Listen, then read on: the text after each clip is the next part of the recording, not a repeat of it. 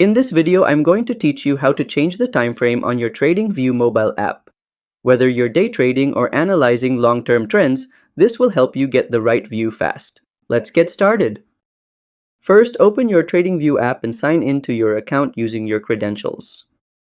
Next, head over to the chart section by tapping the chart icon in the bottom menu. Then, look at the top of your chart and you'll see a label like 1D, 1 day, which indicates the current time frame. Tap it. After that, you'll see a variety of options like seconds, minutes, hours, days, weeks, or even custom timeframes. Just select the one you need and your chart will automatically update. Bonus tip: you can add your most used timeframes to favorites by tapping the star icon next to them. This makes switching between them even faster in the future. And that's how to change the time frame in the TradingView mobile app. If this helped, don't forget to like the video and subscribe to How to Tutor for more helpful trading tutorials. See you next time!